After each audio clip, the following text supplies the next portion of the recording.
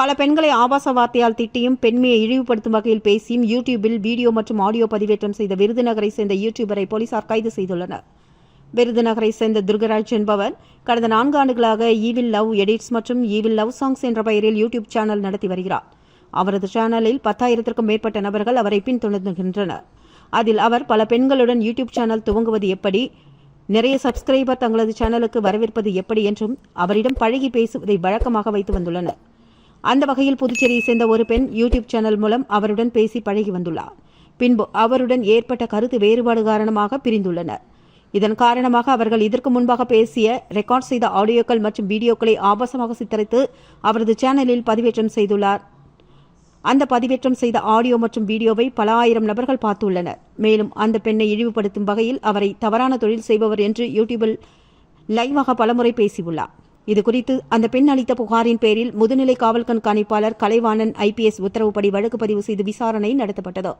முதற்கட்ட விசாரணையில் அவரது யூடியூப் சேனலை ஆராய்ந்து பார்த்ததில் அவர் 20க்கும் மேற்பட்ட பெண்களை அநாகரிகமான வார்த்தைகளாலும் இழிவுபடுத்தும் வகையிலும் பெண்மையை களங்கப்படுத்தும் வகையிலும் பதிவு செய்து பேசியும் பதிவேற்றம் செய்துள்ளது தெரியவந்தது. மேலும் ஆண்களையும் ஆபாச வார்த்தைகளை திட்டி ஆடியோ பதிவேற்றம் செய்ததும் தெரியவந்தது. இவர் பதிவேற்றம் செய்த இதுபோன்ற அருவருப்பான அநாகரிகமான வீடியோக்களை குறைந்தபட்சம் 1,50,000 மேற்பட்டோர் பார்த்து வருகின்றனர் என்பது குறிப்பிடத்தக்கது.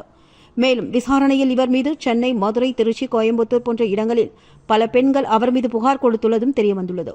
மேலும் தமிழ்நாடு முதலமைச்சர் அவர்களை அநாகரிகமான வார்த்தைகளால் திட்டி, உன்னால் முடிந்தால் காவல்துறையை பயன்படுத்தி என்னை கைது செய்து பார் என்று சவால் விடும் வகையில் பேசிய வீடியோ பதிவு செய்தது தெரியவந்துள்ளது. மேற்படி விஜய் என்கிற துர்கைராஜுடைய விவரங்களை இணையவழி போலீசார் கண்டுபிடித்து அவருடைய யூடியூப் சேனல் எந்த பெயரில் ரிஜிஸ்டர் செய்யப்பட்டுள்ளது, அதில் தொடர்பில் உள்ள மொபைல் நம்பர் மற்றும் இணையவழி தொடர்புகளை கண்டுபிடித்த போலீசார் அவர் திருச்சியில் மற்றும் மதுரையில் தங்கியிருப்பது தெரியவந்தது. மேலும் அந்த நபரை இன்று காலை 8:30 மணி அளவில் இணையவழி போலீசார் பல்வேறு வழக்குக்காக கைது செய்துள்ளனர்.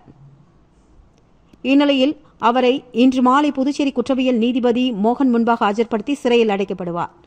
யூடியூபில் யார் குறித்தும் அவதூறான கருத்துக்களை பதிவிடுவதும், சிறார்கள் குறித்து பெண்களை பற்றி தவறாக சித்தரித்து வெளியிடுவதும், பொய்யான தகவல்களை பரப்பதும் குற்றமாகும். இதுபோன்ற செய்திகளை பரப்பும் யூடியூபர்ஸ் மீது நிச்சயமாக சட்ட நடவடிக்கைக்கு உட்படுத்துவார்கள் என்று முதுநிலை காவல் கண்காணிப்பாளர் கலைவாணன் IPS கடுமையாக எச்சரிக்கை விடுத்துள்ளார்.